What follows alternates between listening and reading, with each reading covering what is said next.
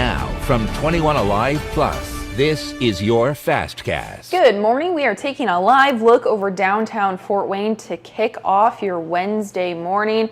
We want to start with a quick check of your weather forecast with meteorologist Liz Braden. And Liz, you have been going through it today.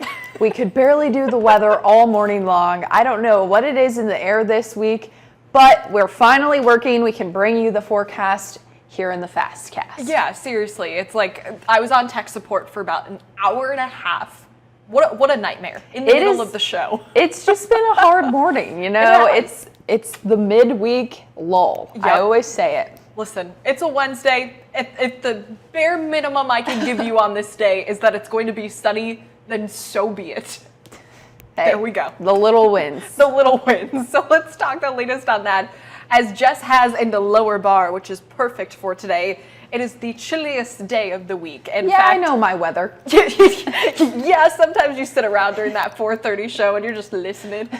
Anyways, temperatures this morning have dropped about 20 degrees in some spots compared to this time yesterday. So no, we're not waking up to the 60s. We're back in the 40s. In fact, it's 45 here in Fort Wayne. Some places like Huntington County right now, lower 40s. Angola earlier this morning was down to 41 degrees. We're at 46 in Paulding. So out the door this morning, it's just cold. In fact, we'll hold on to the 40s until about 9 a.m. Once we get into the mid-morning hours, on the cusp of that 9:30 to 10 a.m. mark, we're looking to push back into the 50s. So it does take some time, but we will get there. Hour by hour forecast today, making it into the 60s by noon. But there's not too much of a warm up, mainly because our morning temperatures have just dropped so much that our margin's going to be a little bit lower. A high today of 69 degrees. We have great sunshine today, dry conditions and calm winds, no wind chill to talk about. But this is going to be an issue for the next 2 mornings. So the rest of the work week and the school week, the morning bus stop is going to be cold, mid 40s for wake up temperatures today and tomorrow. Back to the upper 40s by Friday, but still in the 40s. We'll make it to morning lows back in the 50s by this weekend, though, Jess. Oh, almost dropped my my piece here. I'm not ready for that morning dog walk here in a little bit, Liz. Yeah. I'm gonna have to find a jacket. Yes, it's a little cold for the dogs this morning. Well, good thing I just bought Milo a vest. There you go. We'll have to put him on, or put it on him. Okay, let's talk about some news headlines here this morning. A topic that's raising a lot of discussion across the country. Port workers from Maine to Texas are on the picket lines for day 2 this morning. And we spoke to a professor at Purdue Fort Wayne, and he tells us if this strike lasts long, Fort Wayne could start seeing some impact. So a little backstory, 45,000 union workers walked off the job yesterday morning, causing 36 ports on the East and Gulf Coast to shut down. Those workers are asking for better pay and job security. And this Professor John Kessler says the effects of the strikes mainly depend on how long they're going to last. Right. It's probably not going to have too big an impact except for the car part issues. If there's supply issues with that might affect some local producers. That could be impactful for us. But other than that, I think we're just cross our fingers and hope that it doesn't last too long, because then it could have a widespread effect on a lot of different things. Yeah, not only that, he says these strikes could cost the nation's economy billions of dollars.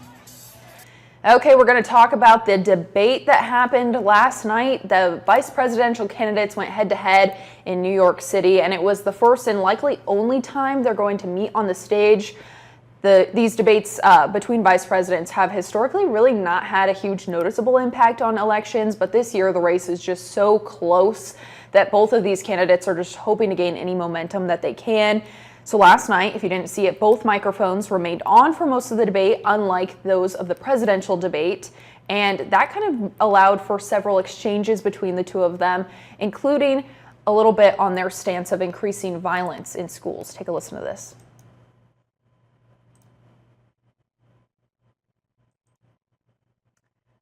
Well, I guess it's one of those days. It's not working for me.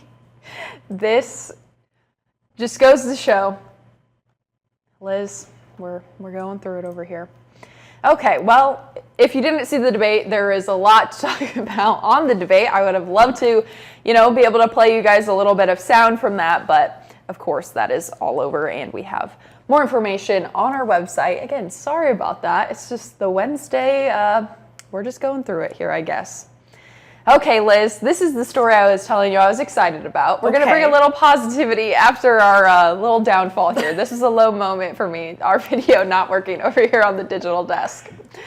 Okay, take a look at this. A Tennessee man took off for his daughter's wedding around 2 a.m., and when he came across a crumbled bridge from the after effects of Hurricane Helene, he knew he had no choice but to walk the rest of the way to his daughter's wedding. So he was in Tennessee, he was going to South Carolina. So on that walk, he says he fell waist deep into sand and even lost his shoe. He climbed roots and trekked through the mud and ran into state troopers who told him he needs to turn around. After about 17 miles, he hitched a 10-mile ride with an officer and made it to his daughter's wedding with extra time to spare. I was doing a little bit of reading on this. I believe his daughter's wedding was at 11 in the morning. He got there around 7:30, so he had plenty of time to spare, but he took off in the morning around 2 o'clock.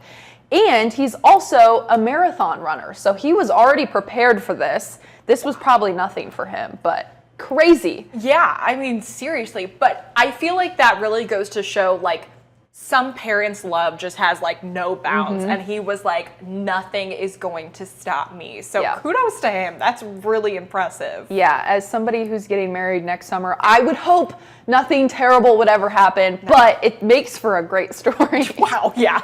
I mean, that's a very memorable and emotional reunion for him to be able to be there. Wow. Yeah, I mean, in the video, you could see them, you know, looking at the photos together. So that's a nice little story to end off our day. Like I said, Liz and I have been just kind of going through it this morning. I don't know what it is. We're going to go get ourselves a little sweet treat here after this to hopefully bring back up the energy because we can't let the morning ruin our whole day. You know, with all the technology issues I've had for the past 2 mornings, I think I'm going to start just enrolling myself in like interpretive dance classes or like start really sharpening up my charades.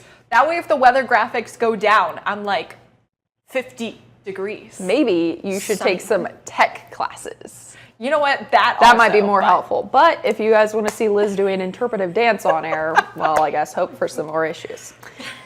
Okay, we're going to leave you guys on our live look over downtown Fort Wayne here this morning. Make sure you grab a jacket on your way out. We're back here again tomorrow. Have a great day.